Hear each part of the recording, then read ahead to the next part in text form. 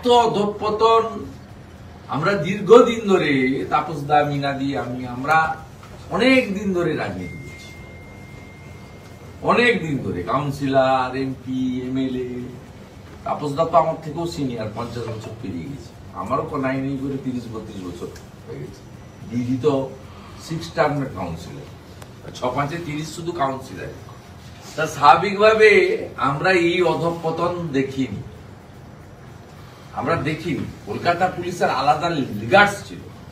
চালকদের দৌরাত্ম, কাস্টমস অফিসারের বাড়িতে গিয়ে বেধড়ক মার মেরে মাথা ফাটিয়ে দেওয়া হয়েছে তৃণমূল পরিচালিত। ওখানে ওই এমএলএটা আছে না, ফেরদৌসি বেগম, ওর বরকে জিজ্ঞেস করুন আজিজুল গাজী কে বলে দেবে। ওখানকার ছোট মুখ্যমন্ত্রী ফলতার জাহাঙ্গীর, ক্যানিং এর শকত, একটা জেলে আছে সন্দেশখালীর শাহজাহানের মতো। ওই এলাকার ছোট ছোট ভাগ করা আছে। ওই জোনটা আজিজুল গাজী দেখে। আজিজুলের মাথার উপর হাত আছে নজরুলের। নজরুলের স্ত্রীর নাম হচ্ছে ফেরদৌসি বেগম।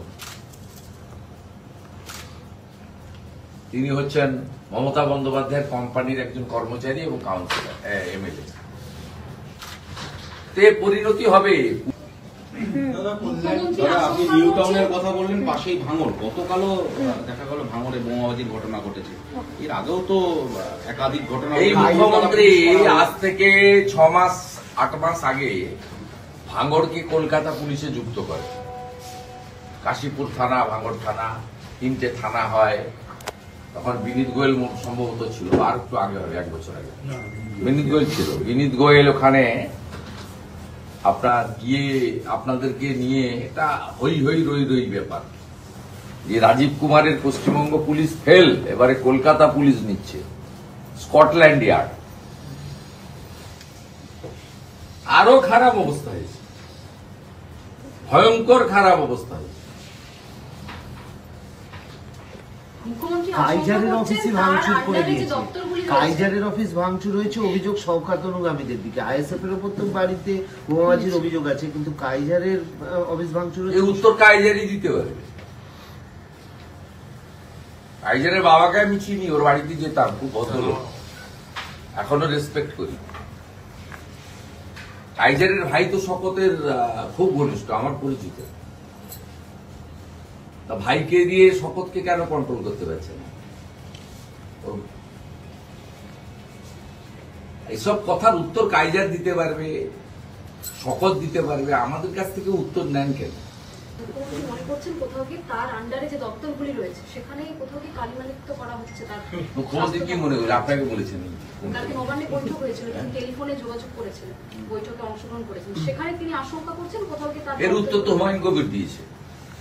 হুমায়ুন কবির তো আজ থেকে বছরখানিক হবে বা 10 মাস হবে, মানে লোকসভা ভোটের পরে পরেই বলেছিল উনি পুলিশ মন্ত্রী হিসেবে সামলাতে পারছেন না, আমি ওনার ভাইপোকে পুলিশ মন্ত্রী হিসেবে।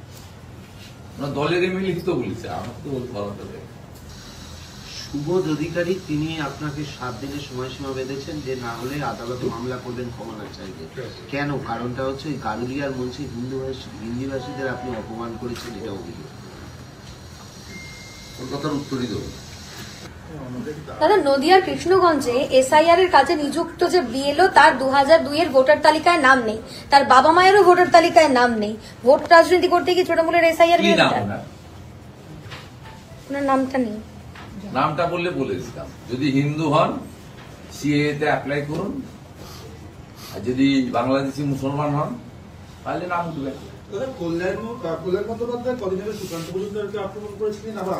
আমি উত্তর দেবো না, মাতালের কথার উত্তর দেবো। উনি যে ধরনের আচরণ করেন, যে ধরনের ভাষা করেন, যে ধরনের বক্রোক্তি, মুখের ভঙ্গি, যে ধরনের ভাষা, আমি উত্তর দেব না। এর সঠিক উত্তর দিতে গেলে আপনাকে 2জন তৃণমূলের লোকের কাছে যেতে হবে। 1 মহুয়া মৈত্র, 2 কাঞ্চন মল্লিক। এই 2জনই এর কথার উত্তর দিতে পারবে, শুভেন্দু অধিকারী দিবে। মুখ্যমন্ত্রী যখন ফোন করেছিলেন ওই স্বাস্থ্য বৈঠকে, তখন তিনি পুলিশ আর স্বাস্থ্য এই দুটো বিভাগে যত গোলমাল কেন আপনি শুনেছেন?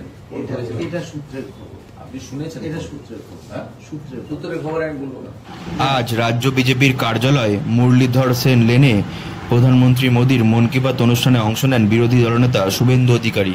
তারপর সেখান থেকেই সাংবাদিকদের মুখোমুখি হয়ে একের পর এক আক্রমণ করেন তৃণমূলকে বিরোধী দলনেতা শুভেন্দু অধিকারী।